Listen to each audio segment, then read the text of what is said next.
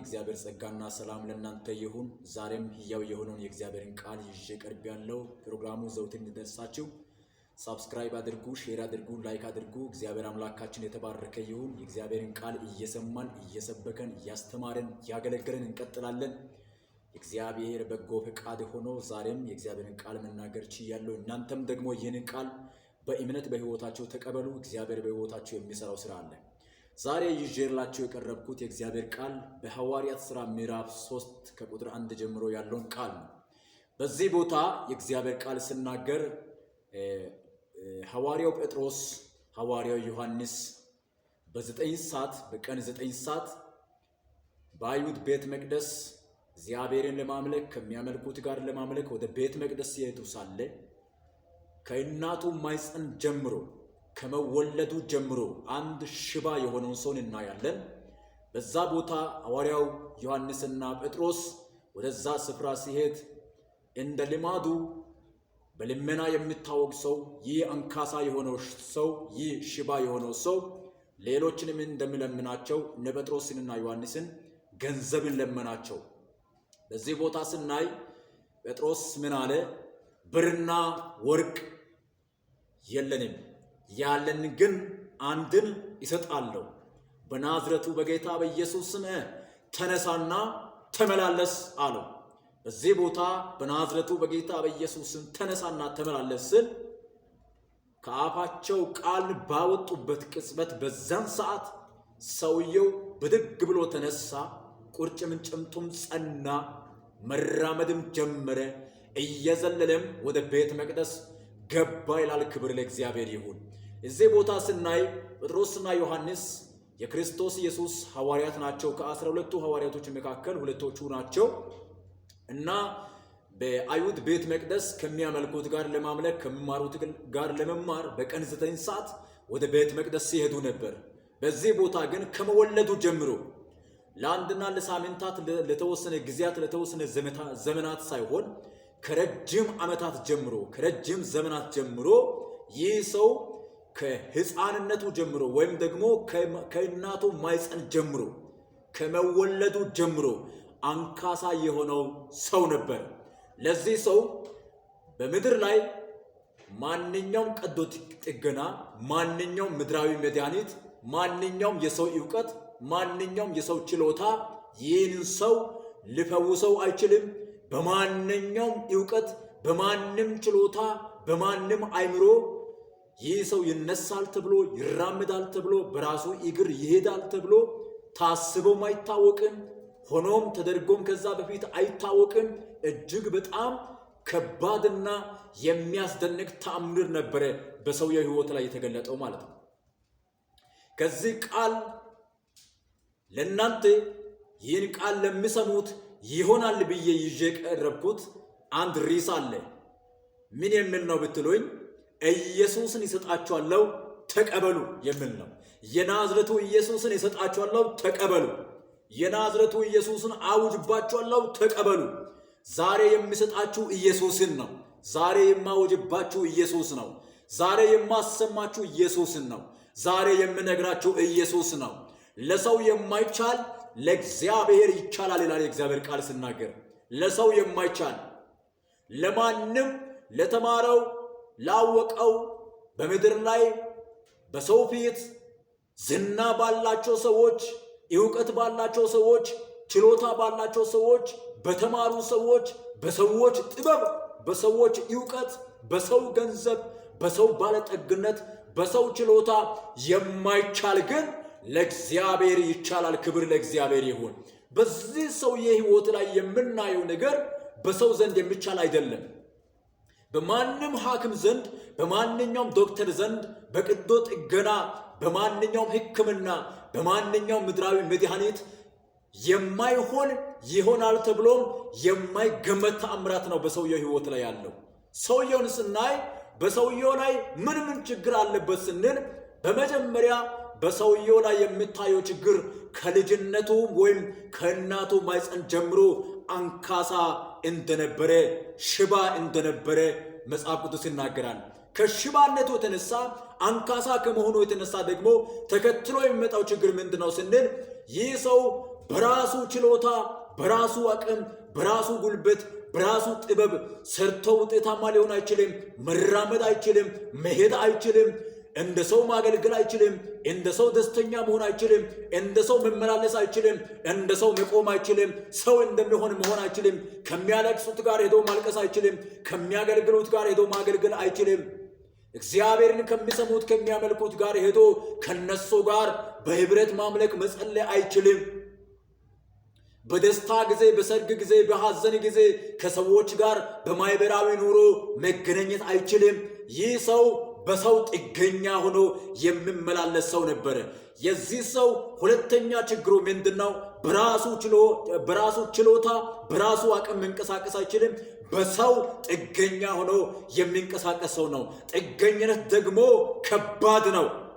ሰው በሰው ጥገኛ ሲሆን፣ ሰው በሰው ሲመላለስ፣ ሰው በሰው ትከሻ ሲንቀሳቀስ ደስተኛ ሊሆን አይችልም። ምክንያቱም ሰው ያሳዝናል፣ የሰው ትከሻ ይሰለቻል፣ ሰው ይደክማል። ሰው የሰው ምላስ፣ የአንድ ቤት ምላስ አለ። ዛሬ የተሸከመው ሰው፣ ዛሬ ያመላለሰው ሰው፣ ዛሬ የደገፈው ሰው ነገ ሲያየው ደግሞ ነገ ሊሸከመው እንደገና ይሰለቻል፣ ያሳዝናል። ከሰው ምላስ የሚወጣ ነገር የሚያሳዝን ነው። ሰውየው በከባድ በሆነ ጭንቀት ውስጥ ጥገኛ በመሆኑ ምክንያት፣ ሽባ በመሆኑ ምክንያት፣ ራሱን ችሎ መንቀሳቀስ ባለመቻሉ ምክንያት በዚህ አይነት ችግር ውስጥ ያለው ሰው ነው ሰውየው። የሰውየው ሶስተኛ ችግሩ ደግሞ ምንድነው ስንል የሰውየው የራሱ የሆነው ነገር የለም። ሰውየው መተዳደሪያው ለምኖ በሚያገኘው ገንዘብ ነው። ሰውየው ከሰው እጅ ተቀብሎ ነው የሚኖረው። በራሱ ሰርቶ፣ በራሱ ለፍቶ፣ በራሱ ዘርቶ፣ በራሱ አርሶ፣ በራሱ ነግዶ፣ በራሱ ትርፋማ የመሆን እድልም የለውም፣ የመሆን አቅምም የለውም። ይህ ሰውዬ ለዚህ ሰውዬ ከሰማይ ከአምላክ ዘንድ ከእግዚአብሔር ዘንድ ካልሆነ በስተቀር ምንም አይነት መብት፣ ምንም አይነት ችሎታ፣ ምንም አይነት በሰው ዘንድ የሚሆን ተስፋ ፈጽሞ አልነበረም። ለዚህ ሰውዬ ግን አንድ ቀን በጴጥሮስና በዮሐንስ አማካኝነት ኢየሱስ ክርስቶስ ደረሰለት። ሎፒያና ዛሬ በማንኛውም ሁኔታ ውስጥ ለምትኖር ወንድሜ፣ በማንኛውም ሁኔታ ውስጥ ለምትኖር እህቴ፣ በማንኛውም ጭንቀት ውስጥ የምትኖሩ ወንድሞች፣ እኔ እስከ መቼ ነው በሰው ጥገኛ ሆኜ የምኖረው?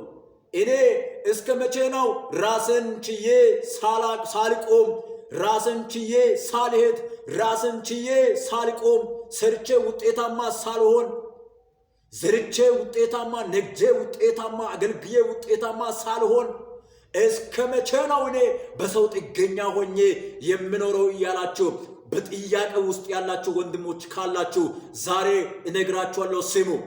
ከልጅነት ጀምሮ ተስፋ ቆርጫለሁ። ከልጅነት ጀምሮ የኔ ችግር ነው፣ የኔ መከራ ነው። ትናንትናም በእንደዚህ አይነት ችግር ውስጥ አልፌያለሁ። ዛሬም በእንደዚህ አይነት ችግር ውስጥ እያለፍኩ ነው። ነገም ደግሞ ተስፋ የሚለው ነገር የለም። የኔ የመፈጠረ ምክንያት፣ ወደዚህ ዓለም የመምጣት ምክንያት ምንድን ነው? እግዚአብሔር ለምን ጣለኝ? እግዚአብሔር ለምን ተወኝ? ተረስቻለሁ፣ ተጥያለሁ፣ አቅም የለኝም፣ ተስፋ የለኝም፣ ደክሜያለሁ፣ ሰለቸኝ የምትሉ ዛሬ የምነግራችሁ ስሙ። ታላቅ ምስራችን እነግራችኋለሁ። ኢየሱስ ክርስቶስ አንግሱ በላችሁ ላይ ተቀበሉት። ኢየሱስን እመኑ። በኢየሱስን ተስማሙ። ከኢየሱስ ጋር ተስማሙ። ከእግዚአብሔር ጋር ተቀበሉ። ኢየሱስን ወደ ልባችሁ አስገቡት። አንተ ትበቃኛለህ በሉት። አንተ ትችላለህ በሉት። በእምነት የእግዚአብሔርን ቃል ተቀበሉ። በእምነት በፊቱ ተንበርከኩ። በእምነት ከእግዚአብሔር ጋር ተስማሙ። በእምነት እግዚአብሔርን ስሙ። በእምነት እግዚአብሔርን ፍሩ። በእምነት እግዚአብሔርን ታዘዙ። የዛሬ ሽባነት፣ የዛሬ አንካሳነት በኢኮኖሚያችሁ ላይ፣ በአገልግሎታችሁ ላይ፣ በጤንነታችሁ ላይ፣ በቤታችሁ ላይ፣ በትዳራችሁ ላይ፣ በሚታልፉበት በማንኛውም ሁኔታ ላይ አንካሳ የሆነባችሁ ነገር፣ ያስጨነቃችሁ ነገር፣ ተስፋ ያስቆረጣችሁ ነገር፣ ከአቅማችሁ በላይ የሆነባችሁ ነገር አሁን ከምትሰሙት ስም የተነሳ፣ ከስሙ ኃይል የተነሳ፣ ከስሙ ታላቅነት የተነሳ ከእግዚአብሔር ብርታት የተነሳ ዛሬ በኢየሱስ ስም ከላያችሁ ላይ ይወድቃል። እመኑ በኢየሱስ። ለእናንተ ያቃተው ነገር ለሱ ቀላል ነው። እመኑ በኢየሱስ ክርስቶስ። ለእናንተ ከአቅማችሁ በላይ የሆነባችሁ ነገር ለኢየሱስ ቀላል ነው። እመኑ በኢየሱስ ክርስቶስ። ሐዘናችሁ ዛሬ ይገፈፋል። እመኑ በኢየሱስ ክርስቶስ። ሽባነታችሁ ዛሬ ይገፈፋል። እመኑ በኢየሱስ ክርስቶስ። ጭንቀታችሁ ዛሬ ከላያችሁ ላይ ይወድቃል። እመኑ በኢየሱስ ክርስቶስ። ከአቅማችሁ በላይ ሆኖ ያስጨነቃችሁ መሬት እንድታዩ ጎንበስ ብላችሁ ቀና እንዳትሉ እንደ ድንጋይ በላችሁ ላይ ተጫነባችሁ የሰው ምላስ ቢሆን በሽታ ቢሆን ችግር ቢሆን ማጣት ቢሆን ክሳራ ቢሆን ጭንገፋ ቢሆን ለረጅም ዓመታት ለረጅም ዘመናት ያስጨነቃችሁ ነገር ቢኖር ዛሬ ከምትሰሙት ቃል የተነሳ ዛሬ ከምታመልኩት አምላክ የተነሳ ዛሬ ከማውጅባችሁ ከአምላካችሁ ከኢየሱስ ክርስቶስ ኃይል የተነሳ አሁን ከምትሰሙት ከስሙ ታላቅነት የተነሳ ዛሬ በኢየሱስ ስም ይወድቃል። እመኑ በኢየሱስ። ብራዳና ማንቶር ዶኖሞሳ። እመኑ በኢየሱስ ክርስቶስ። እመኑ በኢየሱስ ክርስቶስ። ተቀበሉ ኢየሱስን። ወደ ልባችሁ አስገቡት ኢየሱስን። ወደ ቤታችሁ አስገቡት ኢየሱስን። በላያችሁ ላይ አንግሱት ኢየሱስን። በስጋችሁ ላይ አንግሱት ኢየሱስን። በአይምሯችሁ ላይ አንግሱት ኢየሱስን። በመንገዳችሁ ላይ አስቀድሙት ኢየሱስን። በስራችሁ ላይ ራስ አድርጉት ኢየሱስን። ቃሉን ተቀበሉት። ይህ ሰውዬ ብርና ወርቅ የለኝም፣ ያለኝን ግን አንድ እሰጣለሁ፣ በናዝረቱ በጌታ በኢየሱስ ስም ተነሳና ተመላለስ ብሎ እጁን ይዞ ሲያነሳ እርሱም ደግሞ ብድግ ብሎ ተነሳ። ዛሬ በመንፈስ ቅዱስ አማካኝነት ሆኜ በመንፈስ ቅዱስ ኃይል ሆኜ ከመንፈስ ቅዱስ በተማርኩት በተቀበልኩት ስልጣን ሆኜ ክርስቶስን በላችሁ ላይ አውጅባችኋለሁ። በኢየሱስ ክርስቶስ ስም ከምትሰሙት ከኢየሱስ ክርስቶስ ከስሙ ኃይል የተነሳ መነሳት ይሁን። ከታሰራችሁበት ከማንኛውም እስራት በኢየሱስ ስም መፈታት ይሁን። ከገባችሁበት ከማንኛውም ጥያቄ በኢየሱስ ስም መፈታት ይሁን። ከምትኖሩበት ከማንኛውም ከአስጨናቂ ኑሮ ውስጥ በኢየሱስ ስም መፈታት ይሁን። ማን ይደርስልኛል? ማን ይረዳኛል? ማን አቅም ይሆንልኛል? ማን ይደግፈኛል? ማን ይመክረኛል? ማን ያግዘኛል? ማን ያስተምረኛል? ማን ያቆመኛል? ማን ያኖረኛል? በምን እኖራለሁ? ማን ይፈታኛል? በምን ይፈታለሁ? እንዴት መቆም እችላለሁ? እንዴት ራስን መምራት እችላለሁ? እንዴት ማደግ እችላለሁ? እንዴት መለወጥ እችላለሁ? የምትሉ ሰዎች በስጋችሁ መለወጥ አትችሉም። በሰዎች መለወጥ አትችሉም። በተማሩት ትምህርት መለወጥ አትችሉም። የሰው ዕውቀት፣ የሰው አይምሮ፣ የሰው ችሎታ የማይሰጠውን የሚሰጥ በሰው ዘንድ የማይቻለውን የሚችል የሰውን የሕይወትን ታሪክ የሚቀይር የሰውን ንግግር፣ የሰውን አስተሳሰብ፣ የሰውን የትላንትናን ማንነት ሊለውጥ የሚችል የናዝሬቱ ኢየሱስ ዛሬም እንደ ጴጥሮስ ዛሬም እንደ ዮሐንስ እጠራለሁ። በእናንተ ሕይወት ላይ እጠራለሁ። በምትሰማው ወንድሜ ሕይወት ላይ እጠራለሁ። ዛሬ በጓዳችሁ ላይ እጠራለሁ። ዛሬ በሕይወታችሁ ላይ እጠራለሁ። ዛሬ ባቃታችሁ ነገር ላይ በናዝሬቱ በጌታ በኢየሱስ ስም ዛሬ ከነገሮቻችሁ መፈታት ይሁን። ዛሬ ከጥያቄዎቻችሁ መፈታት ይሁን። ዛሬ ከበሽታችሁ በኢየሱስ ስም መፈታት ይሁን። በኢየሱስ ስም መፈታት ይሁን። በናዝሬቱ በጌታ በኢየሱስ ስም መፈታት ይሁን።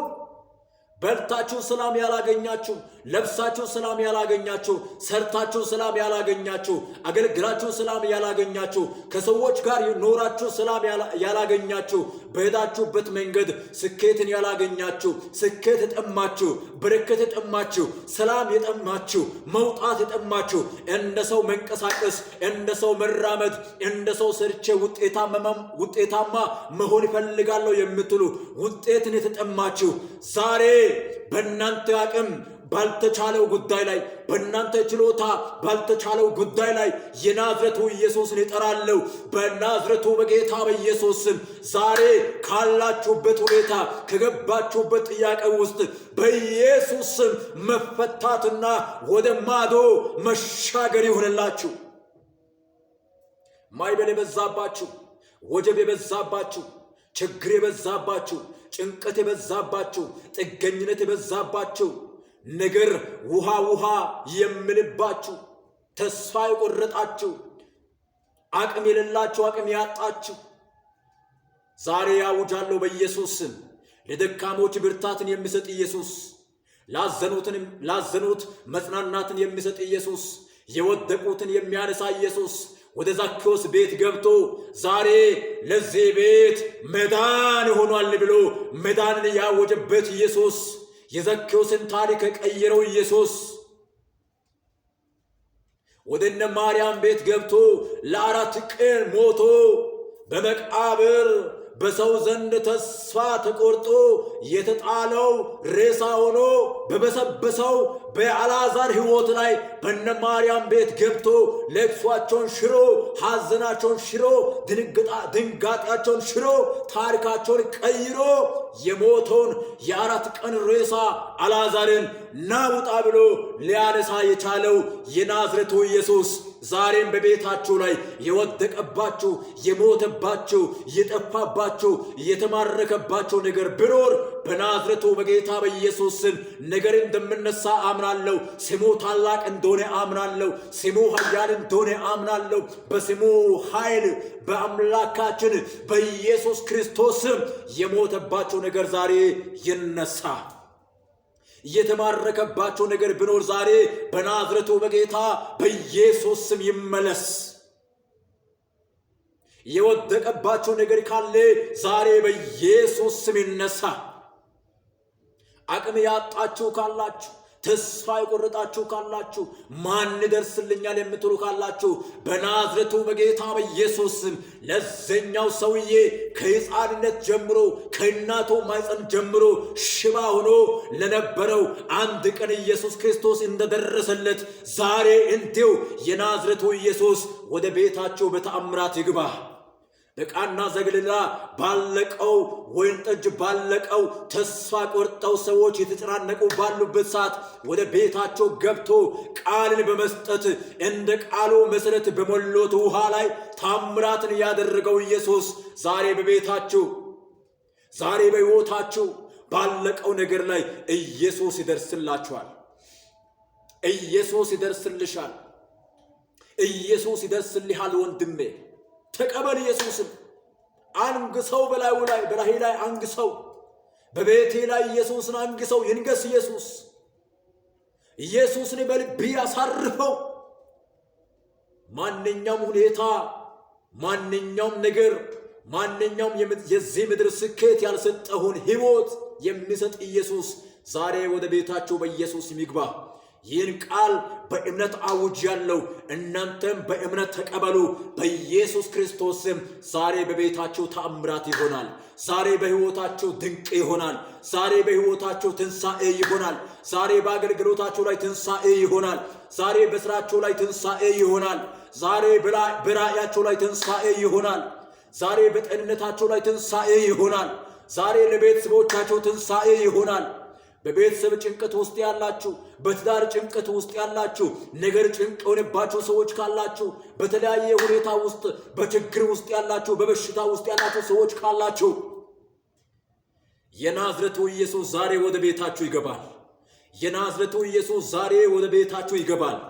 ከኃይሉ የተነሳ፣ ከታላቅነቱ የተነሳ፣ ከክብሩ የተነሳ፣ ከመገኘቱ የተነሳ በኢየሱስ ስም ትንሣኤ ይሆናል። አሜን ብላችሁ ተቀበሉ። በኢየሱስ ስም ትንሣኤ ይሆናል። ይህን ቃል በእናንተና በነገሮቻችሁ ላይ በኢየሱስ ስም አጸናሁት። በኢየሱስ ስም ትንሣኤ ይሆናል ብዬ አውጅ ያለው ትንሣኤ ይሆናል። በኢየሱስ ስም ሐዘን ይገፈፋል ብዬ አውጅ ያለው ሐዘን ይገፈፋል። በኢየሱስ ስም በሽታ ይወገዳል ብዬ አውጅ ያለው በኢየሱስ ስም በሽታ ይወገዳል። በኢየሱስ ስም መራመድና መንቀሳቀስ መሄድ ራሳችሁን ችላችሁ መቆም ከጭንቀት ውስጥ ከሐዘን ውስጥ ነፃ መውጣት ይሆናል ብዬ አውጃለሁ። በኢየሱስ ስም ነፃ መውጣት ይሆናል። አሜን ብላችሁ በእምነት እንድትቀበላችሁ አምናለሁ። ይህ ቃል ደግሞ በሕይወታችሁ እንደሚሰራ አምናለሁ። ክብር ለእግዚአብሔር ይሁን። ፕሮግራሙ ዘውትር እንዲደርሳችሁ ሰብስክራይብ ማድረግን እንዳትረሱ። እግዚአብሔር አምላክ ከእናንተ ጋር ይሁን። መገኘቱ ያስደንቃችሁ፣ ኃይሉ ያስደንቃችሁ፣ ክብሩ ያስደንቃችሁ፣ እውነቱ ያስደንቃችሁ፣ መድኃኒትነቱ ያስደንቃችሁ፣ የእግዚአብሔር ቸርነት ያስደንቃችሁ፣ የእግዚአብሔር ምሕረት ያስደንቃችሁ።